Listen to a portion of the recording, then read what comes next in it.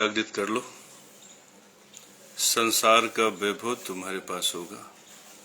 तुम्हें धूर्त, चांडाल, व्यभिचारी, दुराचारी, अत्याचारी बनने की जरूरत ही नहीं पड़ेगी। कुंडलनी जागृत करो, और इस कुंडलनी जागृत का सूत्र केवल जगत गुरु केशव महाराज तुम्हें दे सकता है। क्योंकि कोई भी विद्या जो जानता हो, जिसने महसूस किया हो, जिसके पास उसकी अनुभूतियां हो, केवल वही तुम्हें प्रदान कर सकता है। बाकी बहुत सी झूठी झूठी विचारधाराएं, बहुत से झूठे झूठे ज्ञान। अब सोचो, मैंने ब्राह्मण के विषय में सत्य बताया तुमको कि जो विद्या को धारण करता है, वाणी से प्रकट करता है विद्वान, जो विद्वता का आचरण करता है वो ब्राह्मण, और जो धर्म को जानकर धर्म की रक्षा के लिए लगा रहता है वो क्षत्रिय, जो धर्मानुकूल व्यवसाय करता है वह वैश्य, जो धर्म सूत्र को जानकर धर्म की सेवा में लगा रहता है वह शूद्र। यह सत्य है, यह परम सत्य है।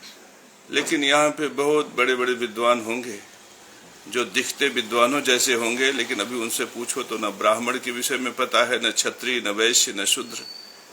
फिर भी वो गुरु है, फिर भी वो महामंडलेश्वर हैं, जगतगुरु हैं। इसी तरह से कुंडलनी के विषय में तरह तरह की धारणाएं हैं। लोग कुछ कह देते हैं, लोग कुछ कह देते हैं। यथार्थ बोध केवल तुम्हें जगत गुरु केशव महाराज से प्राप्त हो सकता है।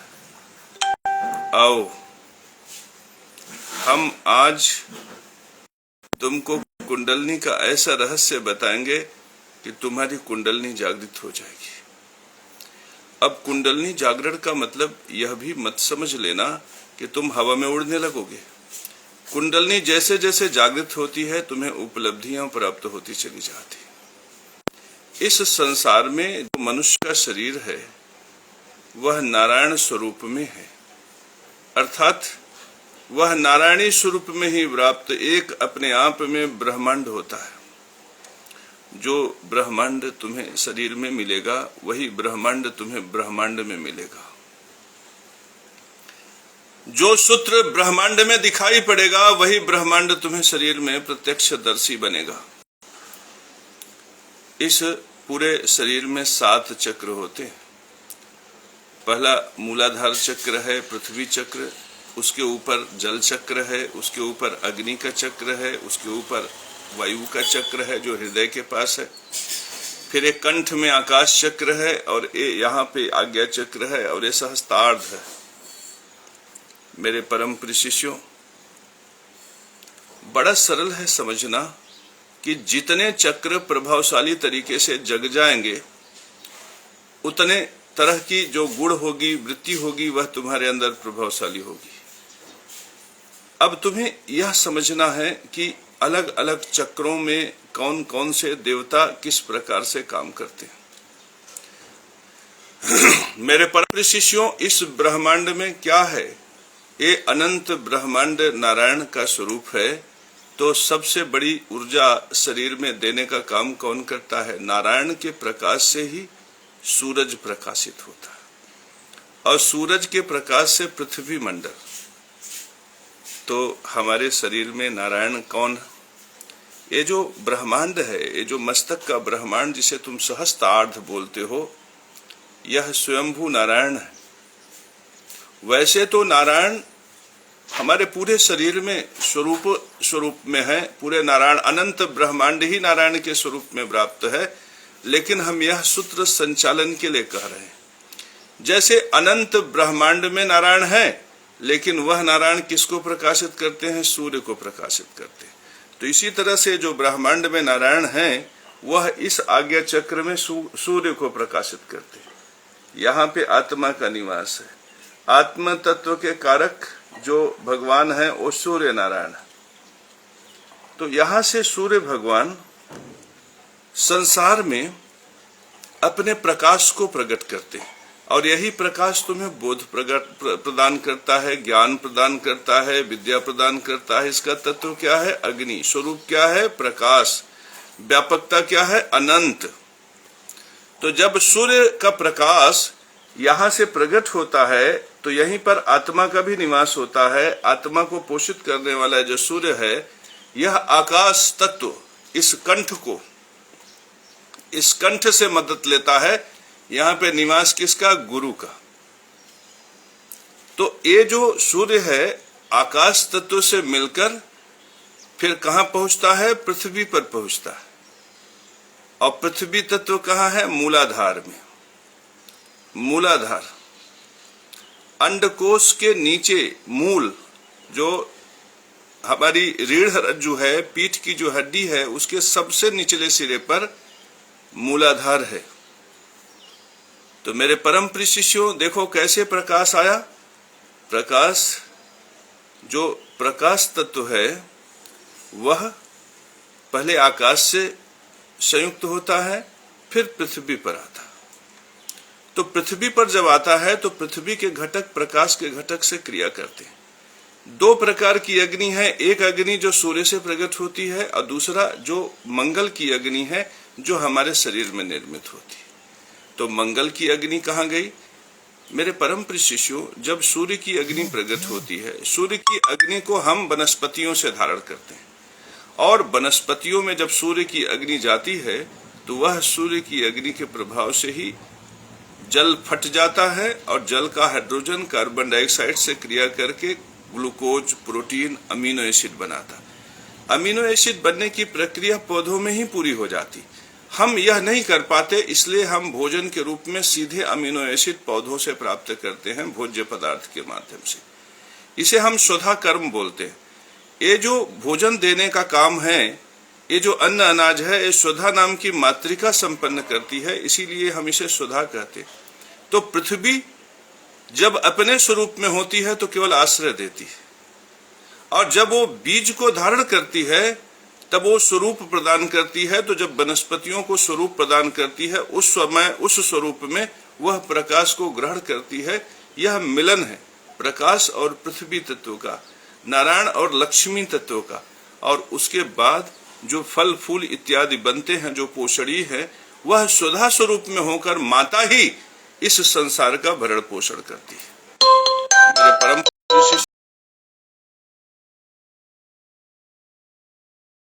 हम कुंडलिनी के रहस्य को समझें तो कुंडलिनी के रहस्य में हमें वह सूर्य जो संसार को प्रकाशित कर रहा है वो कहाँ है? यहाँ पर है, यहाँ आज्ञा चक्र में। और वो बृहस्पति जो आकाश तत्व में व्याप्त है वो कहाँ पे है? इस आकाश तत्व में। मेरे परम प्रिय शिष्यों, इस रहस्य को समझो। और वो पृथ्वी तत्व हो गया मूलाधार में। तो इस तरह से पृथ्वी तत्व हो गया, आकाश तत्व हो गया। और हमें सूर्य जो आज्ञा चक्र को ऊर्जा देने वाला जो घटक है वो कहाँ से प्राप्त होता है? अन्न, अनाज, सावा, कोदो, तुलसी से। और जो हमें प्राप्त होता है बलिकर्म अर्थात पितृयज्ञ से। अर्थात हमारे आज्ञा चक्र, हमारे लिए सूर्य का की प्राप्ति पितृयज्ञ से सुनिश्चित होता है। अब आगे बढ़ो तो हमारे शरीर का जो नव निर्माण है वो कहां से सुनिश्चित होता है? जब वो सूर्य का प्रकाश कार्बन, CO2 और हाइड्रोजन जुड़ता है तो उसमें बॉन्डिंग बनती है, कार्बन कार्बन की, कार्बन हाइड्रोजन की, फिर ग्लूकोज से ग्लूकोज, फिर अमीनो एसिड से अमीनो एसिड, पॉलीपेप्टाइड, पॉलीसेकेराइड। तो ये जो बॉन्डिंग है, ये जो ऊर्जा है, बांड की ऊर्जा, एक तो प्रकाश की ऊर्जा हो गई जो सूर्य से है, और दूसरा बांड की जो ऊर्जा हो गई वो किससे है? मंगल से। तो मंगल यहाँ जोड़ने का काम करता है, धरती पर जोड़ने का काम करता है। तो यहाँ मंगल की ऊर्जा से समझिए कि जैसे आपने घर बनाया तो ईंट जोड़ा, तो ईंट जोड़ने की शक्ति मंगल है। मेरे परम प्रिय शिष्यों, ईंट को तोड़ने की शक्ति भी मंगल है। तो जब हम शरीर में भोज्य इत्यादि पदार्थों को ग्रहण करते हैं तो पहले भोज्य पदार्थ जल के घटकों में विघटित हो जाता है, तो वहां पे बांड टूटता है। तो ये जो टूटा ये मंगल है। और ये मंगल कहाँ बना था? पौधों में बना था। और जब छोटे छोटे घटक बन जाते हैं तो फिर हमारे अंदर का जो जीन है वो कहता है कि तुम ऐसा प्रोटीन बनाओ, ऐसा प्रोटीन नाक का बनाओ, आंख का बनाओ। तो फिर वही अमीनो एसिड, फिर वही ग्लूकोज, वही मोनोसेकेराइड फिर जुड़ने लगते। तो जब दोबारा जुड़ता है तो फिर मंगल बनता है। तो ये मंगल दूसरी अग्नि है। अब ये महत्वपूर्ण अग्नि है, ये तोड़कर जोड़ने का काम करता है। ये तोड़कर जोड़ने का मतलब जैसे हमने मिट्टी लिया, पकाया, ईटा बनाया और फिर ईटे से मैंने घर बनाया, तो एक तरफ तो वहां तोड़ा और फिर यहाँ जोड़ा तो घर बन गया। तो मेरे परम प्रिय शिष्यों, ये जो पौधे से हम मंगल प्राप्त करते हैं उसको हम पहले तोड़ते हैं और फिर उस मंगल को अपने अनुरूप करके फिर उसको हम जोड़ते हैं, तो ये शरीर प्रकट होता है। तो मेरे परम प्रिय शिष्यों, तुम ध्यान से देख पा रहे हो कि मंगल क्या है कि जब हम भोजन को ग्रहण करते हैं तो भोजन में उनके घटकों में तोड़ने की शक्ति भी, तोड़ते समय मंगल के बाण टूटते हैं और फिर जुड़ते समय मंगल के बाण जुड़ते हैं। तो मेरे परम प्रिय शिष्यों, यह ऊर्जा कहाँ से मिलती है? यह ऊर्जा भी मुझे वनस्पतियों से ही मिलती है और वनस्पतियों से मिलती है अर्थात सूर्य से मिलती है। तो दो प्रकार की अग्नि हो गई, एक अग्नि यहाँ जो ज्ञान की अग्नि है, जो संचालन की अग्नि है और जो ऊर्जा भी प्रदान करने वाली अग्नि है, और एक अग्नि यहाँ पे जो बिल्कुल शरीर के मध्य में नाभि के चक्र के पास, ये अग्नि चक्र इसे बोलते हैं। ये इस चक्र को हम लोग मणिपूरक चक्र भी कहते हैं। तो ये जो अग्नि चक्र है, यही अग्नि चक्र हमारे शरीर में, अब सोचो, तोड़ने और जोड़ने, ये एक तरह से हाइड्रोलिसिस माने जल में क्रिया कर कर घटकों में विभक्त हो जाना, जिसे हम जलयोजन बोलते हैं। हाइड्रोजिनेसिस, ऑक्सीडेशन माने ऑक्सीजन से क्रिया, और फिर पॉलीपेप्टाइड का निर्माण, फिर डाइसेकेराइड, पॉलीसेकेराइड का निर्माण। अर्थात ये जो पूरी प्रक्रिया है जिसमें बांड टूटते हैं, जुड़ते हैं, टूटते हैं, जुड़ते हैं, इन सब जगहों पे या तो मंगल टूटता है या तो फिर मंगल जुड़ता है। माने ये जो पेट के चारों तरफ जो चक्र है, इसमें जो भी आग है उसमें है तो वास्तव में सूर्य की आग, आग तो सब जगह सूर्य की है, लेकिन ये जो पेट की आग है वो मंगल की आग। अब आप एक चीज का अंदाजा यहां लगा सकते हैं कि जो पेट की अग्नि है, इसका संबंध सीधे पाचन क्रियाओं से है और मेटाबॉलिज्म से। मेरे परम प्रिय शिष्यों, सीधे पाचन की क्रिया और मेटाबॉलिज्म की क्रिया। आपने एक चीज देखा है कि पूरा का पूरा ज्ञान सूर्य में है, तो यहां आज्ञा चक्र में है, लेकिन इस ज्ञान का संचालन आकाश तत्व से होता है, माने गुरु से होता है। तो शरीर के अंदर जो संचालन के अंग है, उस पर नियंत्रण किसका है?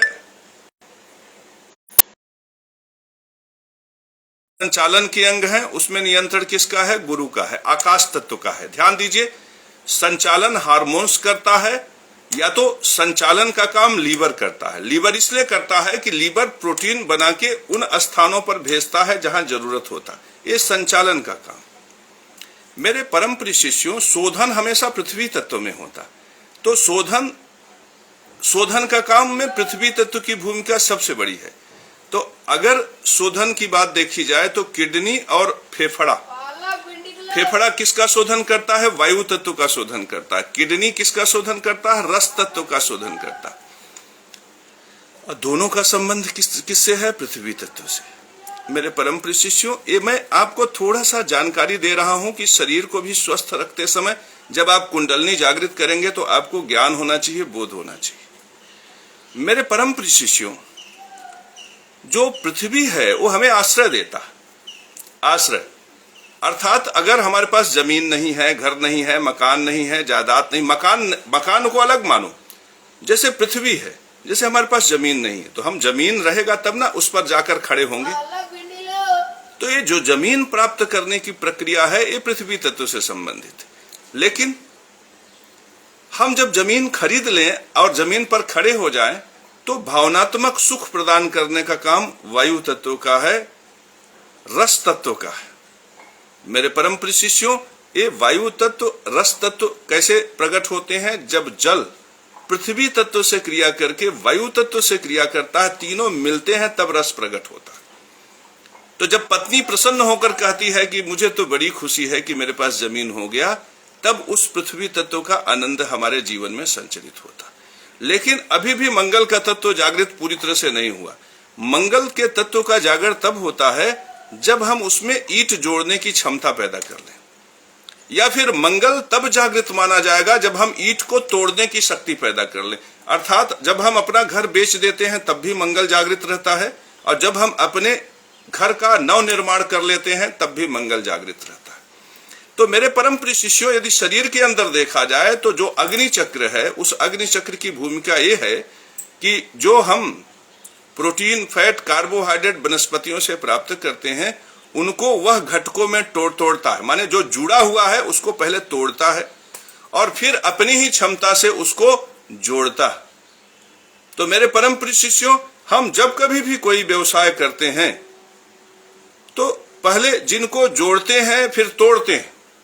ये जोड़ने तोड़ने की जो ऊर्जा है, ये मंगल की ऊर्जा, और इस मंगल की ऊर्जा से जो लेन देन के बाद जो बच जाता है वह हमारे लिए संचित मंगल हो जाता है और संचित बांड एनर्जी हो जाती है। फिर वही जो बांड एनर्जी होती है वही हमें ईंट से ईंट को जोड़कर मकान बनाने में सहयोग करती है। तो मेरे परम प्रिय शिष्यों, अगर हमें पृथ्वी तत्व को स्ट्रांग करेंगे तो हमें भूमि मिल जाएगा। अगर हम मंगल के तत्व को स्ट्रांग करेंगे तो हमें मकान बनाने की क्षमता प्राप्त हो जाएगी। अगर हम जल तत्व और वायु तत्व को एक साथ प्रमोट करेंगे तो हमें भावनात्मक सुख मिल जाएगी, सुंदर प्रेमिका मिल जाएगी, और हम उससे कह पाएंगे कि आपकी आंखें बड़ी खूबसूरत हैं, मस्त हैं, अच्छे अच्छे शेर बोल पाएंगे, इन आंखों के मस्ती के मस्ताने हजारों हैं, ये कह पाएंगे। मेरे परम प्रिय शिष्यों, इस प्रकार से जैसे जैसे कुंडलिनी जागृत होती है वैसे वैसे हमारे सुख बढ़ते चले जाते। अब तमाम लोगों ने भ्रांति फैला दिया है कि कुंडलिनी जब जागृत होगी तो आप जल पे चल लेंगे, हवा में उड़ पाएंगे। ये संभव है जब कुंडलिनी बहुत विशिष्ट विराट स्वरूप में जागृत हो जाए, लेकिन ऐसा नहीं है कि ये देवेंद्र कुमार पाठक का कुंडलिनी जागृत नहीं है। कुंडलिनी इनकी भी जागृत है। जिनकी जितनी कुंडलिनी जागृत होती है उस प्रकार से उनका सुख वैभव इस संसार में बढ़ता चला जाता है। जैसे अगर हम मूलाधार चक्र को जागृत कर लें मेरे परम प्रिय शिष्यों, तो हमें पृथ्वी तत्व का सुख ज्यादा प्राप्त होगा। और कुछ लोग ऐसे होते हैं जिनके जन्मजात मूलाधार चक्र जागृत होते हैं तो उनको पुश्तैनी जमीन जायदाद अपने से प्राप्त होता है। कुछ लोगों के जन्मजात मूलाधार चक्र जागृत रहते हैं तो उनको उस स्वरूप में ऊर्जा प्राप्त होती है। मेरे परम प्रिय शिष्यों, इस प्रकार से जैसे किसी का मूलाधार चक्र जागृत है, किसी का जल चक्र जागृत, अगर किसी का जल चक्र बहुत जागृत है तो उसको भावनात्मक समर्थन बहुत मिलेगा। जैसे देखो शिवानी को भावनात्मक समर्थन मिला और वो बिग बास में इतने ऊपर तक गई, अब लाखों रुपया उसके पास हो गया, उसको केवल भाव मिला। मेरे परम प्रिय शिष्यों, उसने भाव का व्यवसाय कर लिया। आज उस भाव के बल पर उसके पास मंगल भी है, उसके पास पृथ्वी भी है, उसके पास आकाश भी है और उसका आज्ञा चक्र भी जागृत हुआ। तो ये कुंडलिनी की शक्ति है मेरे परम प्रिय शिष्यों। इस संसार में जो तुम जो भी वैभव प्राप्त करते हो वो कुंडलिनी से प्राप्त करते हो। अब देखो, मैंने यहां तक समझा दिया, तुम्हारे बात की, तुम्हारे मशरब की बात मैंने समझा दी।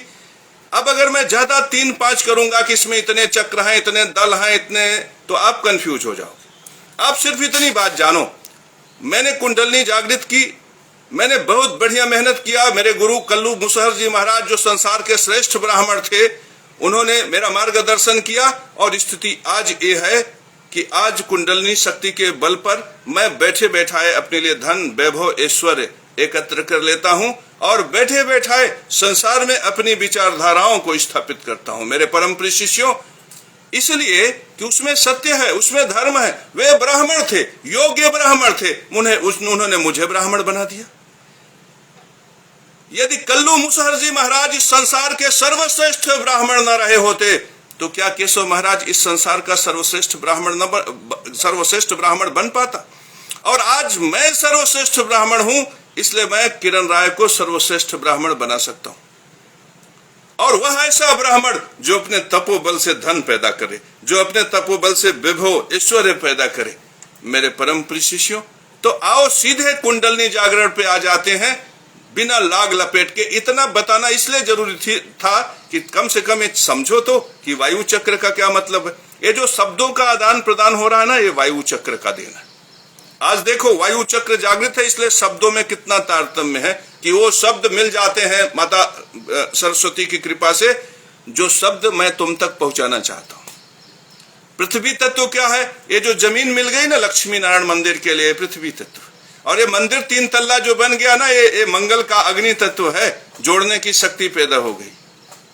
और ये आकाश तत्व क्या है? देखो आज केशव महाराज यहां बैठा है मिर्जापुर में, और अमेरिका लंदन के लोग केशव महाराज से प्रभावित हैं, और उनके लिए पंचमहाबली, उनके लिए मंगल शांति, उनके लिए ग्रह शांति हमारे लक्ष्मी नारायण मंदिर में हो रहा है। ये है आकाश तत्व मेरे परम प्रिय शिष्य। तो जब ये जागृत होंगे, जब कुंडली में सब चक्र जागृत होंगे, तब ना आनंद मिलेगा।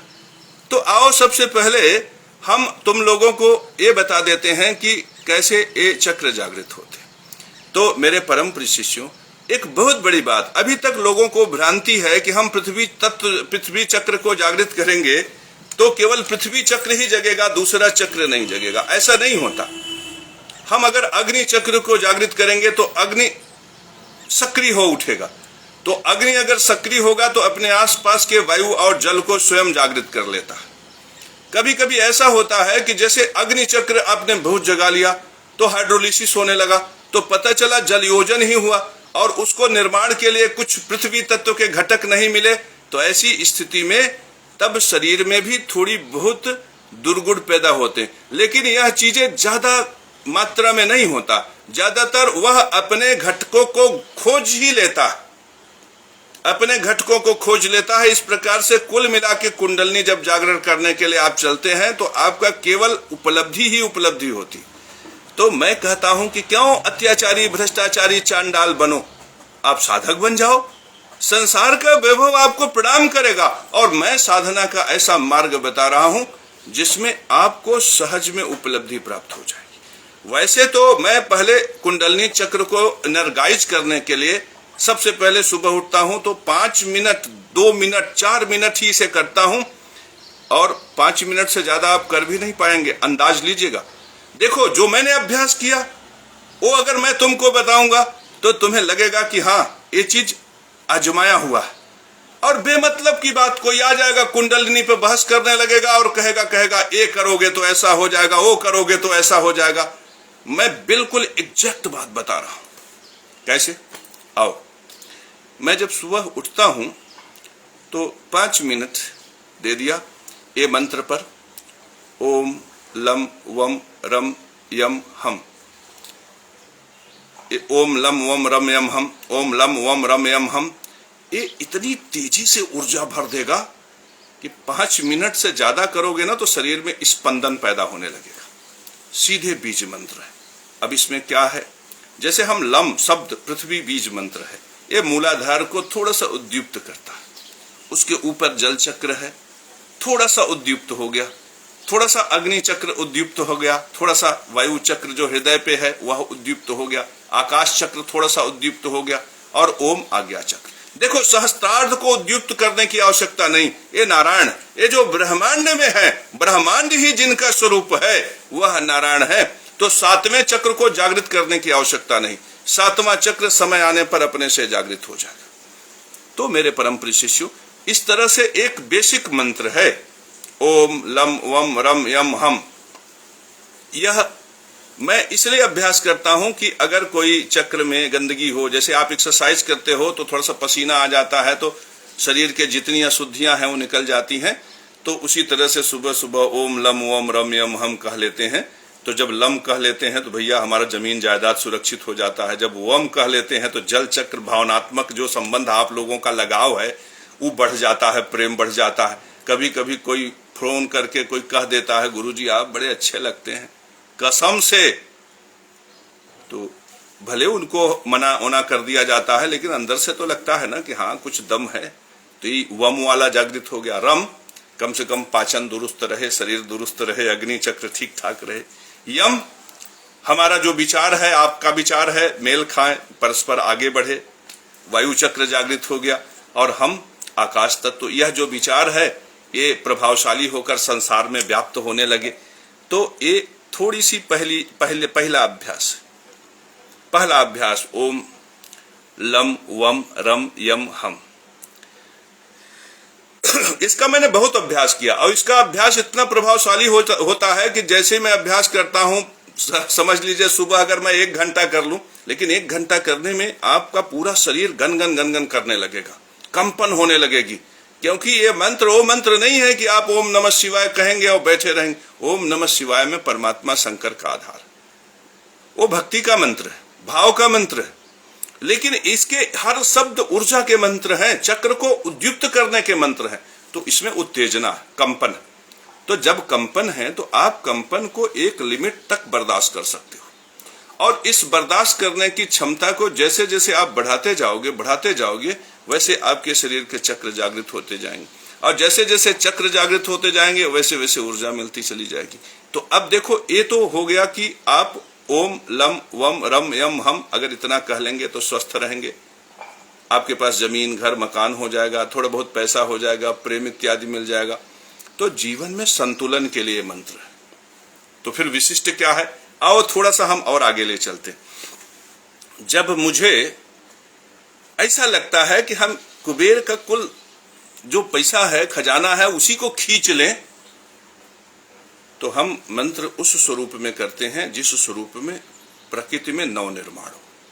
प्रकृति के सूत्रों को पकड़ते हैं। जैसे ओम कौन है? परमात्मा नारायण। अब उस ओम स्वरूप की जो ऊर्जा है वो कहां से प्रकट होती है? धरती पर सूर्य।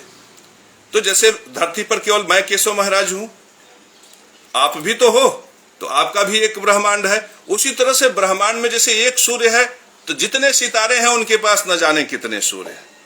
मेरे परम प्रिय शिष्यों, इस तरह से नारायण एक ही है, लेकिन ये आज्ञा चक्र न जाने कितने हैं। इस आज्ञा चक्र से प्रकट होने वाले सूर्य न जाने कितने हैं मेरे परम प्रिय शिष्यों, लेकिन ये सहस्त्रार्थ एक ही, वो नारायण, वो सब में नारायण। मेरे परम प्रिय शिष्यों, इस प्रकार से आज्ञा चक्र से सूर्य प्रकट हुआ। अब सूर्य को आकाश के माध्यम से कौन धारण करता है? पृथ्वी। मेरे परम प्रिय शिष्यों, सूर्य और पृथ्वी का मिलन जो है वो परमात्मा का और माता महालक्ष्मी का मिलन है। तो ये जो मिलन वाला जो सूत्र है, ये जो मिलन वाला सूत्र है, इस सूत्र को जब हम अपने जीवन में ले आते हैं तो मिलन के सूत्र सहज में घटित होने लगते हैं। तो यदि हम अपने मंत्र में सिर्फ इतना कहें, ओम ओम हम लम फट, ओम हम लम फट, ओम हम लम श्री लक्ष्मी नारायण फट, ओम हम लम श्री लक्ष्मी नारायण फट, ये दोनों मंत्र, मैंने दोनों मंत्रों का अभ्यास किया है। और कल्लू मुसहर जी महाराज जो संसार के श्रेष्ठ ब्राह्मण हैं, उनके निर्देश पर मैंने किया। उन्होंने कहा करके देखो, तुम्हें परिवर्तन दिखेगा। हम लम फट, ओम हम लम श्री लक्ष्मी नारायण फट, ये जब दोनों मंत्र मैंने किए, मैंने देखा कि जीवन में मिलन के अवसर, पुराना मित्र मिल गया, पुरानी प्रेमिका मिल गई, पुराने लोग मिल गए, पुराने सहपाठी मिल गए, और मिले भी तो इस भाव से मिले कि बस आप ही सब कुछ है। ये मिलन का सूत्र है, और मिलन का ही सूत्र नहीं है, सृजन का सूत्र है। लेकिन मेरे परम प्रिय शिष्यों, इस मंत्र का बहुत अभ्यास तुम्हें नहीं करना, क्योंकि मिलन के सूत्र में कुछ नहीं, सृजन के सूत्र में बहुत कुछ है। तो सृजन कैसे होगा? आपको मंत्र वही पूरा करना है जो मैंने पहले किया। ओम, जैसे मैंने कहा कि ओम लम वम रम यम हम, इस तरह से मैंने मंत्र किया। ये मंत्र तो सहज है, निर्माण करना है, शरीर का निर्माण करना है, सुंदरता का निर्माण करना है, व्यवस्था करना है। तो सूर्य पृथ्वी से मिला, और पृथ्वी ने फिर सबसे पहले किससे क्रिया किया? जल से। याद रखिए, जल पहले होता है, फिर वायु। जल और वायु से जब क्रिया हुआ, सूरज का प्रकाश पत्तों पे पड़ा तो पृथ्वी के कण ने ग्रहण किया, तो फिर जल फटा, तो फिर वायु से क्रिया हुआ। पहले जल, अगर पहले आपने वायु को ला दिया, आपका मंत्र बिगड़ जाएगा, आपका मंत्र गलत दिशा में चला जाएगा, नुकसान करने लगेगा। विश्वास मानिए, मेरे सूत्र पर भरोसा करिए, आपका मंत्र निगेटिव दिशा में चला जाएगा। तो फिर पहले जल, फिर वायु, अंत में अग्नि। और अग्नि तीन तरह की हो, अग्नि तीन। एक, चूंकि आप मनुष्य शरीरधारी, आप वनस्पति नहीं, आप मनुष्य। एक अग्नि ओ जो बांड को तोड़े, कहां से तोड़े? जो वनस्पतियों में जो मंगल है, उस मंगल को तोड़े। दूसरी अग्नि उस टूटे हुए को सही जगह पे पहुंचाए, और तीसरी अग्नि सही चीज बना के सही जगह पे लगाए। ये 3 प्रकार की अग्नि हमारे शरीर में प्रकट होनी चाहिए। बस 3 प्रकार की अग्नि अगर प्रकट हो जाए तो हमारा पाचन दुरुस्त। अगर तुम्हारे शरीर में अगर तुम ज्यादा भोजन कर लो मेरे परम प्रिय शिष्यों, ज्यादा, जैसे इसने लिखा है किरण राय ने कि प्रणाम गुरुजी, मेरे पेट में एसिडिटी रहती है, तो मैं क्या करूं? तो इनके लिए मैं बहुत बढ़िया मंत्र बता रहा हूं। ओम रम रम रम चक्र जाग्रह जाग्रह हुम नमः फट। ओम रम रम रम चक्र जाग्रह जाग्रह हुम नमः फट। ओम रम रम रम चक्र जाग्रह जाग्रह हुम नमः फट। एक कुंडलिनी का ऐसा विशिष्ट मंत्र है। आप खूब भोजन कर लो, हाजमोला से नहीं पचेगा। आप हमारे मंत्र को आजमाओ। आप पेंटाजोल, क्या कहते हैं, रिपब्राजोल, तरह तरह के एसिडिटी के टेबलेट खाते हो, आप आजमा लो। आप कभी भी पेट भारी हो, अगर हमारा ये मंत्र काम न करे तो समझ लेना मैं जगत गुरु नहीं। वैसे तो मंत्र ओम रम चक्र जाग्रह जाग्रह होम नमः फट इतना ही पर्याप्त है, लेकिन 3 बार इसलिए मैं करता हूं कि मैं अग्नि को 3 तरह से समर्पित करता हूं अपने शरीर के लिए, कि जो मैंने भोजन किया उसका पाचन करो। हे अग्नि देव, आप उसका पाचन करें। हे अग्नि चक्र के देवता, हे मंगल देवता। मंगल और सूर्य 2 अग्नि का संचालन ग्रहों में करते हैं, और हम ग्रहों को आधार मानकर आगे बढ़ेंगे। तो हम सबसे पहले ओम रम चक्र जाग्रह जाग्रह होम नमः फट इस मंत्र से अग्नि को प्रणाम करते हैं। फिर हम अग्नि में 3 प्रकार की अग्नि को यहाँ पर आग्रह करते हैं कि एक पचाए, दूसरा संवहन करे अग्नि, तीसरा सही स्थान पे पहुंचा के फिट फाट कर दे। नाक सुंदर रहे, कान सुंदर रहे, आंख सुंदर रहे, और हमारे शरीर का संचालन सहज से होता रहे। तो मंत्र क्या हुआ? ओम रम रम रम चक्र जाग्रह जाग्रह होम नमः फट। अब मेरे परम प्रिय शिष्यों, यहां पर तो हो गया, लेकिन जो मूल मंत्र मैं बता रहा हूं, जिससे कुंडलिनी जगती रहेगी और आप विस्तार को प्राप्त करते रहेंगे, क्योंकि अगर एक एक चक्र जगाएंगे, अगर एक एक चक्र जगाएंगे तो न जाने कितना युग लग जाएगा आपको, और आपको तो जल्दी रिजल्ट चाहिए, सारे चक्र जगने चाहिए। ये मैंने भी सोचा था। जब कल्लू मुसहर जी महाराज हमें मार्गदर्शन करना शुरू किए, तो मुझे लगा कि जब उन्होंने कहा कि पहले जाओ अभ्यास करो ओम लम चक्र जाग्रह जाग्रह होम नमः फट, तो मुझे लगा कि यार ये पृथ्वी तत्व तो सिर्फ जगेगा, और मेरे पास समय कहाँ है, मुझे पैसा चाहिए, रुपया चाहिए, धन वैभव ऐश्वर्य चाहिए। तो जब मैं उनके पास जाता था तो पहले तो नाराज हो जाते थे, फिर मुस्कुरा के कहते, घबराओ, बैठ ठकुरा, आओ बैठ। तो मैं तो ठकुरा हो जाता था और बैठा देते थे वही जमीन पर, और बड़ा आश्चर्य था कि वो टाट पट्टी भी नहीं देते थे। लेकिन उस समय मुझे बुरा लगता था। उस समय बुरा इसलिए लगता था कि ए मुसहर हो के जो है हम ठाकुर हैं, हमें जो है इज्जत नहीं दे रहे हैं। लेकिन आज हमें पता चला कि वो तो इस संसार के श्रेष्ठ ब्राह्मण। आज अगर वो होते तो मैं जाता, उनके पैरों पे पड़ जाता, और इतना आदर भाव से इतने अश्रु बहते कि शायद मैं अपने आप में न रहता। लेकिन आज वो है ही नहीं। तो कभी कभी जो महत्वपूर्ण होता है, हम उसके महत्व को तब नहीं समझ पाते जब वो महत्वपूर्ण होता। तो इस तरह से उन्होंने लम चक्र जाग्रह जाग्रह होम नमः फट, रम चक्र जाग्रह जाग्रह होम नमः फट, ये मंत्र सब उनके।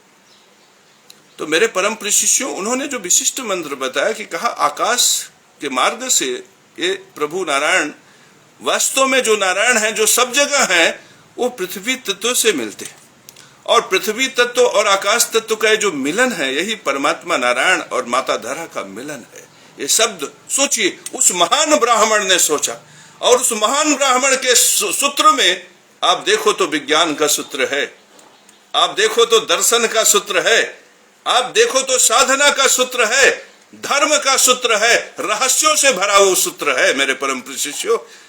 तो उन्होंने कहा कि अगर तुम चाहते हो कि सृजनात्मक स्थिति बने तुम्हारे जीवन में, तो पहले तो आज्ञा चक्रो सूर्य, फिर आकाश। सूर्य जब प्रकट होता है तो सबसे पहले आकाश में जाता है, तो आकाश को हम ओम हम,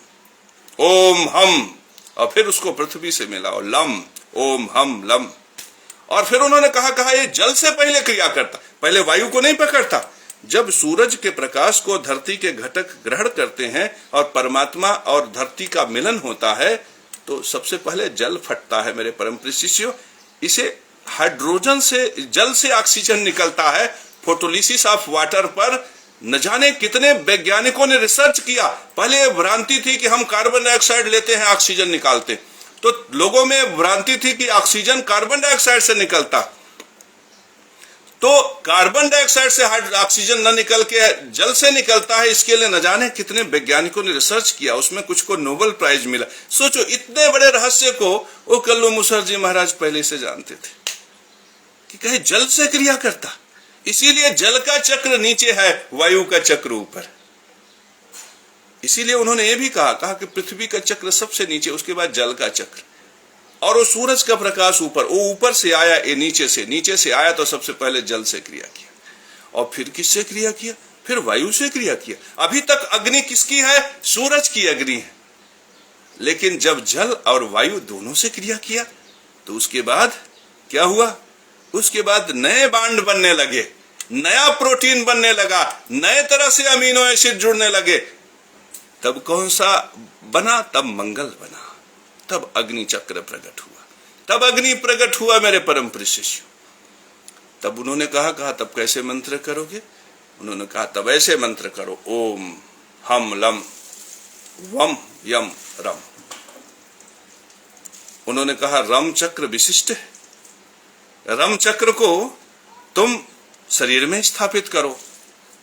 रम चक्र तोड़ता भी है, रम चक्र जोड़ता भी है, तो ये पाचन, डाइजेशन और मेटाबॉलिज्म तीनों को सही करता। याद रखो, जब तुम प्रोटीन ग्रहण करते हो पनीर से, तो प्रोटीन में अमीनो एसिड सब जुड़े होते हैं, पॉलीपेप्टाइड की श्रृंखलाओं में होते हैं। तो जब पेट में जाता है ना, तो वो मोनोपेप्टाइड डाइपेप्टाइड में टूटता है, तो वहां पे भी बांड टूटता है, मंगल टूटता है। तो एक रम तो इसके लिए, और उसके बाद फिर ये लीवर इत्यादि में पहुंचता है, तो ये लीवर इत्यादि में जाकर नव निर्माण के लिए तैयार हो जाता है, एक रम उसके लिए। और फिर जब लीवर में बन जाता है, तो सही जैसे आंख की कोशिका अगर कोई नष्ट हो गई ना, तो वहां से प्रोटीन आएगा, फिर नई कोशिका बना देगा, उसी तरह से। तो ये तीसरा उसके लिए। मेरे परम प्रिय शिष्यों, इस प्रकार से मशीन के रॉ मटेरियल के लिए, मशीन के संचालन के लिए और मशीन के नव निर्माण के लिए 3 बार रम चक्र जागृह होना चाहिए। और उन्होंने कहा कि 3 बार रम रम रम, हुम नमः फट। हुम नमः फट, ये जो शब्द है, हुम माता का हुंकार है, ऊर्जा से भरा हुआ। नमः, मैं इस ऊर्जा में परिस्थिति को प्रणाम करता हूं। और फट, किसी भी मंत्र में लगा देने से मंत्र अग्नेय हो जाता है। और अग्नि मंत्र जानते हो, जो मंत्र तुम लोग करते हो वो सुप्त होता है। सुप्त मंत्र को बार बार जब तुम करते हो तो मुदित हो जाता है, और जब मुदित होता है तो थोड़ा सा रिजल्ट देता। मुदित का मतलब चमक जाना, जैसे देखो स्टील चमक रहा, मुदित हो जाता। और जब तुम ज्यादा मंत्र करते हो मेरे परम प्रिय शिष्यों, तो स्फुरित होता है। आपने रेडियम देखा है ना, रात को चमकता रहता है, तो मंत्र स्फुरित हो जाता है। और जब और मंत्र करते हो, जैसे मैंने कहा श्रीम रेम श्रीम महालक्ष्मी मम धन व्यापार वर्धनम कुरकुर स्वाहा, थे कुबेर विवश हो गए पैसा देने के लिए। क्यों? क्योंकि मंत्र जागृत हो गया, मंत्र प्रदीप्ति हो गया। और जब प्रदीप्ति हो जाता है मंत्र, मतलब एकदम दीपक की तरह चमकने लगता है, प्रकाश फैलाने लगता है मंत्र। फिर मैंने किया, आप भी इंस्पिरेट हुए, आप भी करने लगे। और उसके बाद फिर क्या हुआ? मंत्र जागृत हुआ। अब जब जरूरत पड़ा पैसे का, जब नोट जरूरत पड़ा, तो कह लिए श्रीम ह्रीम से महालक्ष्मी मम धन व्यापार वर्धनम कुरकुर स्वाहा। तो मंत्र को सुप्त में ही तुम रख देते हो, और जब तुम्हारा मंत्र सुप्त हो जाता है तो तुम्हारा जीवन सुप्त हो जाता। पैसा होने पर भी सुख नहीं होता, एयर कंडीशन लगा लेने पर भी गर्मी लगती। ये देखो प्रचंड, केशव महाराज का पंखा भी नहीं चल रहा है, मस्त मस्त मलंग है केशव महाराज। क्यों? क्योंकि अंदर का वायु चक्र जागृत है। भावनाओं से भरा हुआ है केशव महाराज, क्योंकि अंदर का जल चक्र जागृत है। पाचन दुरुस्त है केशव महाराज का, क्योंकि अग्नि चक्र जागृत है। लक्ष्मी नारायण लक्ष्मी नरसिंह मंदिर, केशव महादेव मंदिर के लिए जमीनें मिल गई, क्योंकि पृथ्वी चक्र जागृत है। और मेरे आदेश पर सैकड़ों हजारों लाखों लोग ओम नमः शिवाय ओम नमो भगवते वासुदेवाय कहने के लिए तैयार हैं, क्योंकि आकाश तत्व भी जागृत है। तो मेरे परम प्रिय शिष्यों, अगर तुम चाहते हो कि तुम्हारी कुंडलनी जागृत हो जाए और तुम्हारे खजाने में हीरे मोती सोने चांदी नवलखा हार हो जाए, और तुम्हार मेहरारू प्रसन्न होकर आई लव यू कह दे, तो इसके लिए तुम्हें मंत्र करना पड़ेगा ओम हम लम वम यम रम रम रम हुम नमः फट। इसे नोट कर लो, याद रखना। बीज मंत्र अग्नि का 3 बार ध्यान देना। सबसे पहले आज्ञा चक्र, फिर आकाश चक्र, फिर पृथ्वी चक्र, फिर जल चक्र, फिर वायु चक्र, तब अग्नि चक्र। मेरे परम प्रिय शिष्यों, इस प्रकार से कुंडलनी जागरण के लिए जब तुम प्रयासरत हो जाओगे ना, तो देखते ही देखते तुम्हारे पास धन, वैभव, ऐश्वर्य। लेकिन एक बहुत बड़ी बात है जो तुम्हें बताना चाहूंगा कि कोई भी चक्र जागृत करना चाहते हो, जैसे तुम लक्ष्मी नारायण मंदिर में आना चाहते हो, तो यदि यहाँ के सेवादार को तुम प्रणाम कर लोगे तो निश्चित रूप से सेवादार आकर हमसे कहेगा केशव महाराज वो फला व्यक्ति आया था, बड़ा विनम्र था, तो मैं भी ऐसे आशीर्वाद दूंगा उसको। मेरे परम प्रिय शिष्यों, माता गायत्री ने भी कहा है ओम नमः स्वास्ति वचन। ओम अर्थात जहां तक ओम शब्द अक्षर ब्रह्मा का है वहां तक नारायण है, ये जानो। और नमः उनको प्रणाम करो, स्वास्ति वाचन उनकी प्रशंसा करो। इन 3 सूत्र को जिसने ग्रहण कर लिया वो धनवान हो गया। उसकी कुंडलिनी आधी तो ऐसे ही जागृत हो गई। जिसको जन्म जात ही 25 बीघा जमीन मिल गया, उसका मूलाधार चक्र तो पहले से ही जगा हुआ। जिसका पाचन बहुत बढ़िया है कि वो मीट मांस सब पचा ले रहा, उसका अग्नि चक्र तो पहले से ही जगा हुआ। जो बोलने में जन्मजात प्रवीण है कि पता चला लक्ष्यदार भाषा बोलने में एकदम निपुण है, खटाखट खटाखट फटाफट खटाखट बोलते चला जा रहा है, उसका वायु चक्र तो पहले ही जगा है। और जिसको 16 साल में प्रेमी प्रेमिका मिल गए, जिनको 18 साल में बिल्कुल घूमने का बिल्कुल आनंद मिल गया, रेस्टोरेंट में भोजन कर रहे हैं, उनका जल चक्र तो पहले से ही जगा हुआ। जिनके दुखी होने पर संसार माता पिता उनके पास आकर कहता है बेटा दुखी मत हो, उनका जल चक्र तो पहले से जगा हुआ। लेकिन याद रखना, अगर किसी का जल चक्र जगा हुआ है और पृथ्वी चक्र नहीं जगा हुआ है, तो ऐसा न हो कि भावनाओं की बाढ़ में वो अपने घर मकान को नष्ट कर दे। याद रखो, जिसका अग्नि चक्र जगा हुआ है और वायु चक्र जगा नहीं है, ऐसा न हो कि खाने के चाह में अपना घर मकान सब फूंक दे। मेरे परम प्रिय शिष्यों, इसलिए अग्नि वायु जल इन सब में संतुलन की आवश्यकता है। याद रखो, जेठ की दोपहरी तुम्हें पता है ना, माता तो सूर्य के प्रकाश से ही क्रिया करती हैं। माता का मिलन तो सूर्य के प्रकाश से नारायण स्वरूप में होता है। नारायण और प्रकृति और पुरुष का मिलन तो यही है जिससे सृजन होता है। लेकिन यही प्रकृति होती है, यही पुरुष होता है जेठ के दोपहरी में। जेठ की दोपहरी ध्यान दो, और उस समय क्या होता है, यही सृजनात्मक चीजें सब सूख जाती हैं, लेकिन यही बसंत में सृजनात्मक हो जाती हैं। छोटे छोटे बीज भी अंकुरित होने लगते हैं। क्यों जानते हो? क्योंकि जेठ की दोपहरी में अग्नि प्रचंड हो जाता है, उस अनुरूप जल और वायु तत्व प्रचंड नहीं रहता। अगर उस स्वरूप में जल और वायु प्रचंड हो जाए तो जो निर्माण जेठ की दोपहरी में हो सकता है वह बसंत में कभी नहीं होगा।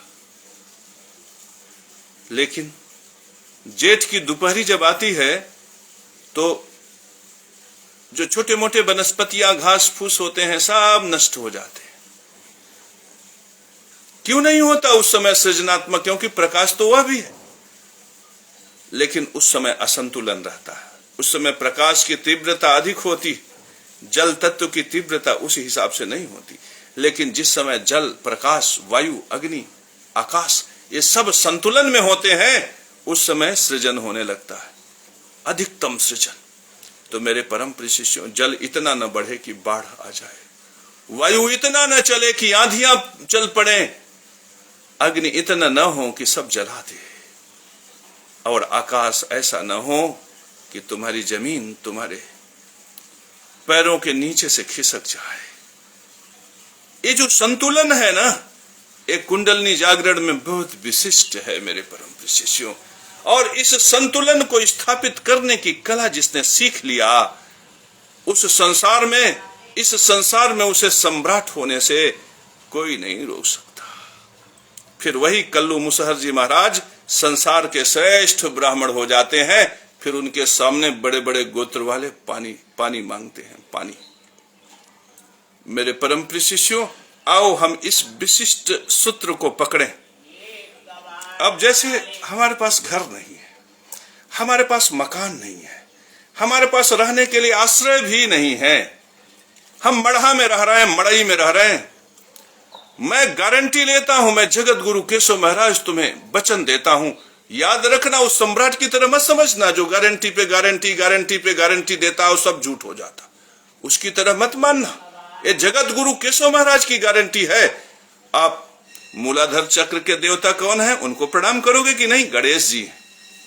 तो आप गणेश जी को ध्यान करके अगर आप 3 बार बीज मंत्र ओम लम लम लम लंबोदराय नमः, ओम लम लम लम लंबोदराय नमः, ओम लम लम लम लंबोदराय नमः, ये मंत्र करना शुरू करो, थोड़े ही दिन में क्रांति घटित हो जाएगी। इस मंत्र का ऐसा अद्भुत प्रभाव होगा ना कि तुम्हारे लिए धरती का जो आश्रय है वो सुनिश्चित हो जाएगा। ये मंत्र नहीं, ये धरती माता को प्रसन्न करने वाला मंत्र है, पृथ्वी तत्व को प्रसन्न करने वाला मंत्र। ये लम शब्द जब हम बोलते हैं ना तो माता महालक्ष्मी प्रसन्न हो जाती है, माता धरती प्रसन्न हो जाती है। जानते हैं, अगर किसी को धरती का तत्व चाहिए और उस धरती में प्रेम हो, भाव हो, गीली धरती चाहिए। गीली धरती का मतलब जानते हो क्या होता है? जिसमें बीज आसानी से अंकुरित हो सके। अब हम मंत्र तो बहुत बता सकते हैं, यहाँ पे मंत्र का जैसे मैंने अभ्यास किया है वो मूल मंत्र मैंने आपको बता दिया, लेकिन मेरे परम प्रिय शिष्यों, जब तक कुंडलनी के विषय में जानोगे नहीं, तुम्हें कुंडलनी शक्ति से प्रेम नहीं होगा और तुम्हें महसूस नहीं कर पाओगे कि हमारे जीवन में जो घटित हो रहा है वो किस चक्र की वजह से घटित हो रहा है। तो आओ हम थोड़ा सा प्रकाश डाल देते हैं, तुम्हें पता चलने लगेगा, डाल देते हैं, तुम्हें पता चलने लगेगा कि तुम्हारे जीवन में, तुम्हारे शरीर में कौन सा चक्र सबसे ज्यादा जागृत है। मेरे परम प्रिय शिष्यों, कुंडलिनी हर किसी की जागृत रहती है। जिसका ज्यादा जागृत है वो महान हो गया और जिसका कम जागृत है वो भी इस संसार में जी रहा। जिस दिन कुंडलिनी का जागरण शून्य हो जाएगा, मर जाओगे। इसलिए कोई ये कहता है कि हमारी कुंडलिनी जगी है, आपकी नहीं जगी है, महामूर्ख है, वो जानता ही नहीं कुंडलिनी के विषय में। तो मेरे परम प्रिय शिष्यों, कुंडलिनी जागरण का संबंध सीधे सुखों से है। अब आओ हम बताते हैं क्या है। जैसे मान लो किसी का पृथ्वी चक्र है, पृथ्वी चक्र क्या दे सकता है ये हम बताएं। शरीर में भार दे सकता है पृथ्वी चक्र, आश्रय दे सकता है, शरीर में भार और आश्रय। अब इस भार और आश्रय से जो भी हो आपके जीवन में वो सब पृथ्वी तत्व है। कोई भी वजन, जैसे अगर आपने मारुति 800 कार खरीद लिया तो 8 कुंटल का जो वजन है वह पृथ्वी तत्व है। मेरे परम प्रिय शिष्यों, आपने जमीन खरीद लिया, वो पृथ्वी तत्व है। जब आपने ईंट जोड़ना शुरू किया तो जो ईंट था वो पृथ्वी तत्व था, लेकिन उसको जोड़ने की जो क्षमता है, जो तुम्हारा पैसा है, वह मंगल है। तो मेरे परम प्रिय शिष्यों, इस संसार में जो वजन है वो पृथ्वी है, तुम्हारा भार जो है वो पृथ्वी है, और तुम्हारा आश्रय जो है वो पृथ्वी है। तो मेरे परम प्रिय शिष्यों, अगर पृथ्वी तत्व को अगर आप पोषित करोगे तो तुम पुष्ट हो जाओगे, शरीर तंदुरुस्त हो जाएगा, तुम्हें आश्रय मिल जाएगा, जमीन हो जाएगा, घर हो जाएगा, मकान हो जाएगा। ये देखो पृथ्वी तत्व का आश्रय है। हालांकि घर मकान बनाने में जो ईंट को जोड़ने की शक्ति है वो मंगल है, लेकिन फिर भी पृथ्वी तत्व के अनुकूल होने पर मंगल अपने से अनुकूल हो जाता है। तो जैसे किसी ने कहा कि लम लंबोदराय, लम लम लम लंबोदराय नमः अगर कहने लगा, तो अब इसमें क्या है कि आश्रय विशिष्ट हो गया। अब ये अलग बात है कि हो सकता है उसको प्रेम न मिले, हो सकता है वो बहुत अच्छा न बोले, हो सकता है वो अपने विचारों से ज्योति अवस्थी को प्रसन्न न कर सके, हो सकता है वह अपने वाणी से किसी राधे श्याम को इंस्पिरेट न कर सके, ये हो सकता है। लेकिन वो अगर लम लम लम लंबोदराय नमः कहेगा तो उसको क्या क्या मिल जाएगा? ध्यान दो, शरीर ठीक ठाक वजन वाला हो जाएगा, उसको जमीन मिल जाएगा, जमीन पे मड़ई मढ़ा लगाने का भाव मिल जाएगा, और वो जब धरती का ही मंत्र करेगा, गणेश का ही मंत्र करेगा, तो जब पृथ्वी तत्व जगता है ना, तो पृथ्वी से जुड़े जो चीजें होती हैं, जैसे पृथ्वी से जुड़ा चीज क्या है? मकान है। यद्यपि उसमें मंगल भी है, लेकिन फिर भी वो पृथ्वी से जुड़ा हुआ चीज है। तो जैसे मकान है, घर है, आश्रय है। धरती माता के लिए क्या कहा गया है? यज्ञ सुकर जाया तुम जयम देही जयावहे, जय जय जयाधारे जय शीले जय प्रदे। सर्वाधारे आधार, सर्वाधारे सर्वबीजे सर्वशक्ति समन्विते सर्व काम प्रदे देवी सर्विष्टम देहि में भवे। सर्व सस्यालय, सस्य माने आश्रय, सर्व सस्यालय सर्व सस्याढ़े सर्व सस्य दे सर्व सस्य हरे काले सर्व सस्यात्मी की भवे। तो आपको आश्रय मिल जाएगा। अब इस आश्रय से जुड़ा जो कुछ भी सुख तुम्हारे पास है वो पृथ्वी तत्व का है। तो अब तुम सोचो कि अगर तुम्हारे पास 3-4 मकान है, 10-20 बीघा खेती है, तो इसका मतलब तुम्हारा पृथ्वी तत्व तो पहले से ही जगा है। लेकिन कभी कभी लोगों के पास 10 बीघा, 20 बीघा, 50 बीघा जमीन होता है, लेकिन प्रेमिका नहीं होती, पत्नी प्रेम करने वाली नहीं होती। तो यहां पर क्या होना चाहिए? यहां पे जो मिट्टी है आपके पास, जो पृथ्वी है आपके पास, वो गीली होनी चाहिए। याद रखो, जब यही पृथ्वी जो बुद्ध का घटक है वो गीली हो जाती है, उसमें चंद्रमा का जल आ जाता है, मेरे परम प्रिय शिष्यों ध्यान दो, तब वो गर्भ बन जाती है और तब वो शुक्र की मिट्टी हो जाती है। शुक्र की मिट्टी इसलिए कि अब उसमें बीज डालेंगे तो अंकुरित होगा। तो पृथ्वी तत्व को अगर हम जल तत्व से मिलाएं, मेरे परम प्रिय शिष्यों, तब क्या होगा? तो अगर आपके पास जमीन जायदाद घर मकान पहले से है, आपके जीवन में प्रेम नहीं है, तो इसका मतलब आपकी मिट्टी गीली नहीं है। और अगर मिट्टी गीली नहीं है तब आपको क्या करना है? ओम वम चक्र जागरे जागरे होम नमः फट। ओम वम चक्र जागरे जागरे होम नमः फट, ये मंत्र करना है। अब जल के दूसरे मंत्र क्या है? ओम सोम सोमाय नमः, ये जल चक्र का मंत्र है भाई, जल तत्व का ग्रह है। ओम सोम सोमाय नमः। और क्या है? वरुण देवता वहां के देवता हैं, तो ओम श्री वरुण देवताय नमः, ओम वरुण देवताय नमः, ओम वरुण देवताय, वह शब्द का प्रयोग करना है, तो वम वम वरुण देवताय नमः, ओम वम, वम शब्द आना चाहिए। सबसे विशिष्ट मंत्र जो सबसे बढ़िया काम करता है, ओम वम चक्र जागरे जागरे होम नमः फट।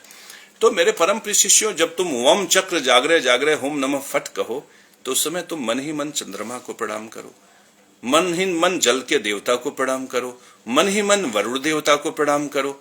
मेरे परम प्रिय शिष्यों, इस प्रकार से आपकी मिट्टी गीली हो जाएगी। और जब मिट्टी गीली हो जाएगी तो 10 बीघे जमीन में धान बढ़िया पैदा होने लगेगा, खेती अच्छी होने लगेगी। मैंने ऐसे बहुत से किसान देखे हैं जिनके पास 50-50 बीघा जमीन है और साल भर खाने के लिए अनाज नहीं हो पाता। उनका जीवन शैली गरीबों वाली है। वो कहते हैं कि खेती में कुछ नहीं है, खेती में कुछ नहीं। अरे खेती में बहुत कुछ है, तुम उस मिट्टी को गीली तो करो, बीज लायक तो बनाओ, बीज अंकुरित तो हो। मेरे परम प्रिय शिष्यों, जब बीज अंकुरित होकर इतना छोटा सा पौधा हो जाएगा तो उसको क्या चाहिए? वायु चाहिए। क्या चाहिए मेरे परम प्रिय शिष्यों? वायु चाहिए। तो जैसे तुमने ओम वम चक्र जागरे जागरे होम नमः फट, और तुम्हारा फसल जब खड़ा हुआ, तुम थोड़ा सा संवेदनशील तो हो जाओ प्रकृति के प्रति, तो तुम ओम यम चक्र जागरे जागरे होम नमः फट, ओम यंग चक्र जागरे जागरे होम नमः फट, ओम वायु देवताय नमः, ओम वायु देवताभ्याम नमः। मेरे परम प्रिय शिष्यों, समझो वायु तत्व के ग्रहों में कौन है? ओम सम शनिश्चराय नमः, ओम सम शनिश्चराय नमः। वायु का बहुत बड़ा योगदान है। क्यों? क्योंकि वायु उस छोटे से पौधे को ऑक्सीजन जब देना शुरू करता है तो विराट बरगद बन जाता है। इसीलिए मेरे परम प्रिय शिष्यों, दुकान में ग्राहक है शनि। वायु हवा मिलती है ना, जब तुम कुर्सी पे बैठ जाते हो और ग्राहक आ जाता है और 500 की खरीदारी करता है तो तुम्हें हवा मिल जाती। इसी तरह से शरीर में श्वास में ऑक्सीजन है शनि। तो मेरे परम प्रिय शिष्यों, अगर तुम चाहते हो कि वायु तत्व जग जाए, वाणी का प्रवाह विशिष्ट हो जाए, नहीं कुछ पता है, तो ओम सम शनिश्चराय नमः, ओम सम शनिश्चराय नमः, ओम सम शनिश्चराय नमः, ओम यंग चक्र जागरे जागरे होम नमः फट, ओम वायु देवाय नमः, ओम वायु देवाय नमः। मेरे परम प्रिय शिष्यों, ये जो हृदय का स्थान है ना, ये वायु देवता का स्थान है। और वायु को, मरुदगणों को संचालन करने की जो शक्ति है वो रुद्र से प्राप्त होती। इसीलिए ये जो चक्र है, वायु चक्र, यहां जो हृदय के पास होता है ना, इसमें भगवान शिव, रुद्र और रुद्राणी का निवास होता है। मेरे परम प्रिय शिष्यों, और जो ये जल चक्र होता है ना, ये जल चक्र, क्षीर सागर में कौन निवास करता है? नारायण निवास करते हैं। तो अगर क्षीर सागर में जाकर नारायण का ध्यान करना है, ओम नमो नारायण कहोगे तो जल चक्र जागृत हो जाएगा मेरे परम प्रिय शिष्यों। और एक बहुत बड़ी बात बताऊं कि अगर जल चक्र और वायु चक्र दोनों जग गए तो जल तो वायु से क्रिया करने लगेगा। अब वायु से जब जल क्रिया करने लगेगा तो अग्नि तो अपने से जग गया। अब अग्नि जग गया मेरे परम प्रिय शिष्यों, मकान बनने लगा, जोड़ने की शक्ति मिल गई। लक्ष्मी नारायण मंदिर बन गया, केशव महादेव मंदिर बन गया, लक्ष्मी नरसिंह मंदिर बन रहा है। अब किसी दिन ये जो राधे शर्मा है, ये जो अजय कुमार सिंह है, ये जो बलजीत हनुमान भगत हैं, ये सब बड़े भगत लोग हैं। और ये ज्योति अवस्थी जी तो महाभगत हैं। इन्होंने हमारे मंदिर निर्माण के लिए धीरे धीरे नहीं कुछ तो 50,000 रुपया दिया होगा, प्रमाण है। और ऐसा भी नहीं है कि मैंने इनको ठग लिया। अगर ये आज कहें तो हम इनके सारे पैसे आज लौटा सकते हैं, ऐसा नहीं। इन्होंने श्रद्धा से दिया, भक्ति से दिया, परमात्मा के प्रति प्रेम में दिया, और जगत गुरु केशव महाराज के भी प्रेम में दिया इन्होंने। और इनके परिवार के लोगों ने मंदिर में जो सहायता की, निश्चित रूप से मेरा मन प्रसन्न है। मैं तो कहूंगा माता महालक्ष्मी से कि इनका घर धन से, वैभव से, ऐश्वर्य से भर दे।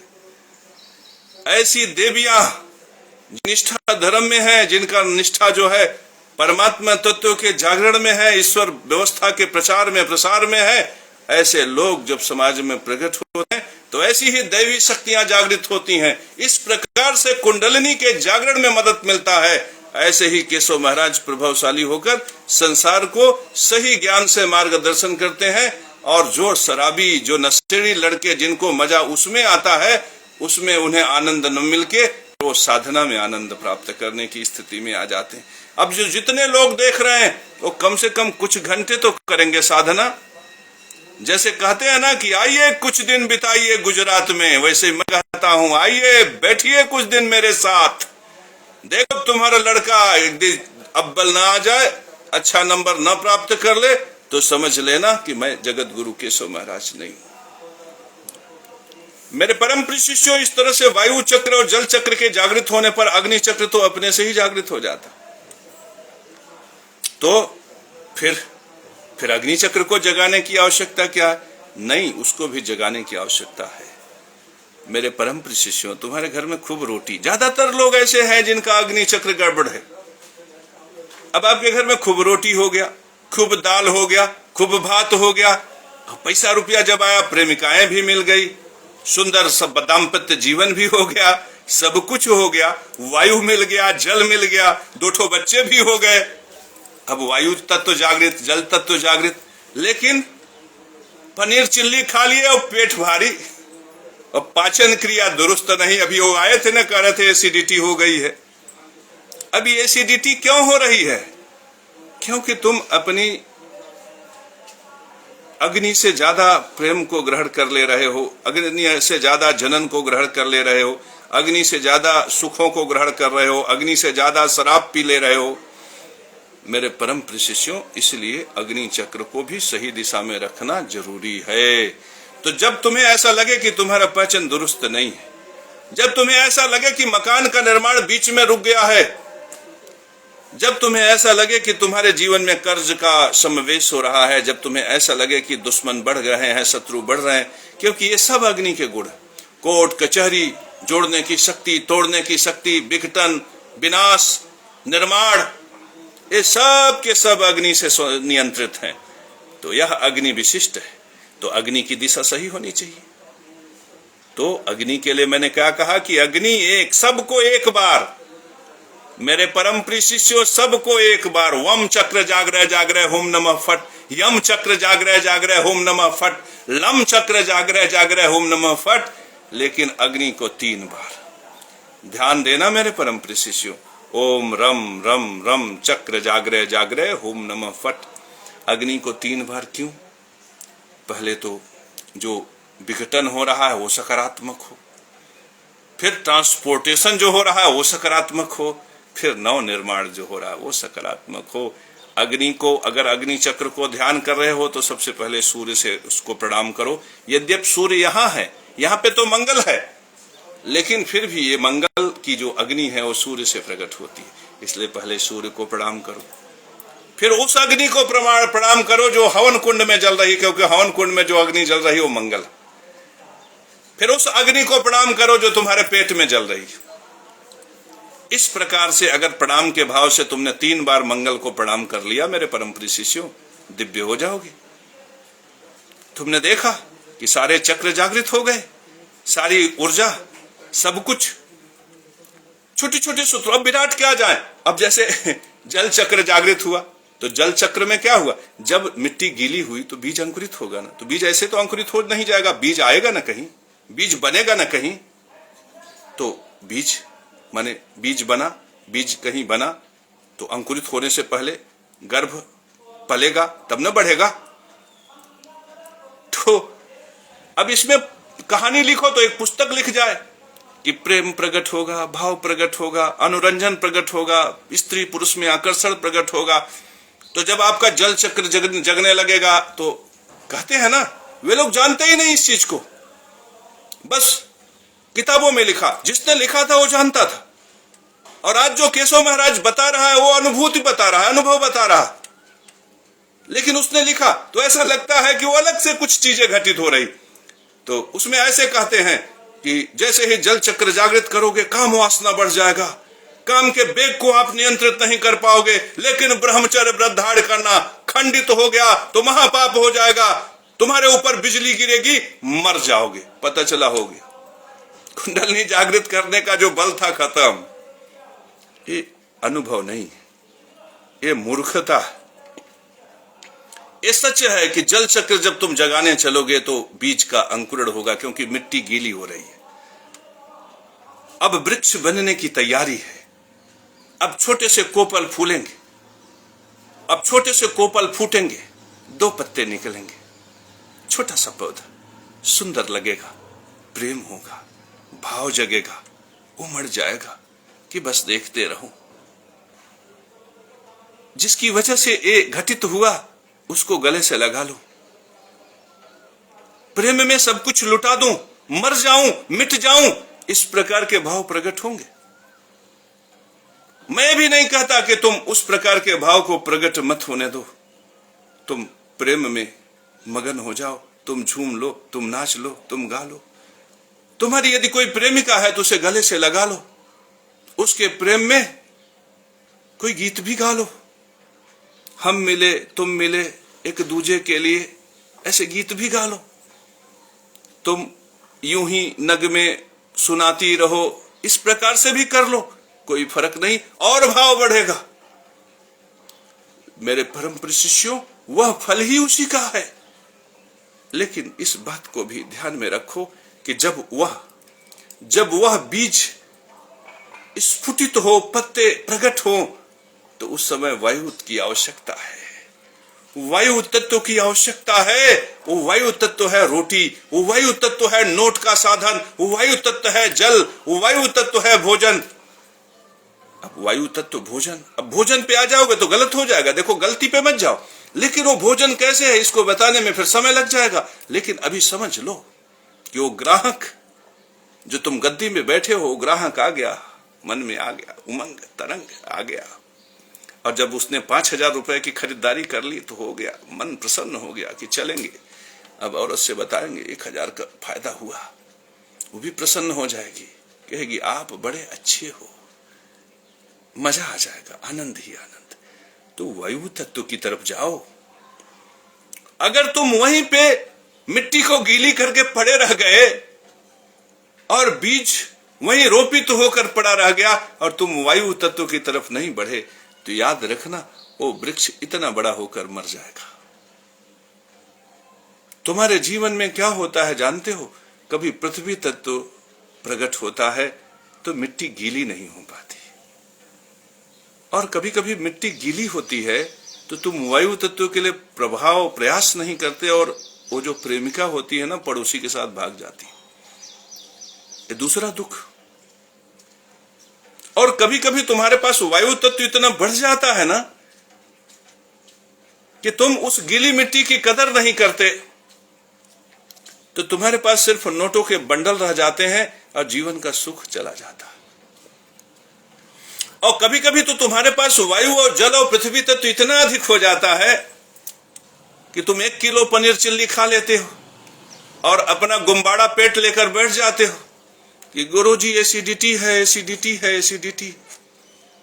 और फिर अग्नि चक्र के जागृत न होने पर तुम फिर पापाक्रांत हो जाते हो।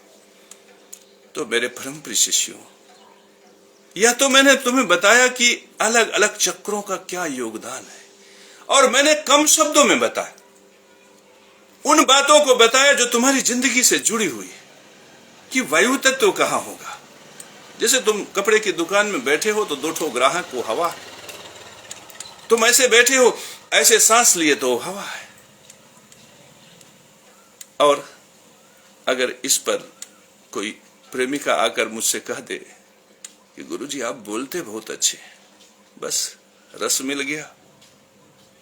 और किसी ने सहज में कहा गुरुजी आप योग्य विद्वान व्यक्ति हैं, आपकी प्रतिभा अलौकिक है, आपका मंदिर कहां है गुरुजी, लीजिए हमारे तरफ से 500 रुपए आपको योगदान, 5000 का योगदान, 50,000 का योगदान। तो देखो हवा मिल गई, मिली ना। मेरे परम प्रिय शिष्यों, इस प्रकार से कुंडलिनी का जागरण करो। तुम कुंडलिनी जगाओ, साधक बनो, साधक बनो, तुम ब्राह्मण बनो, तुम शूद्र बनो, तुम क्षत्रिय बनो, तुम वैश्य बनो। ये परमात्मा की अद्भुत अनुभूतियां हैं।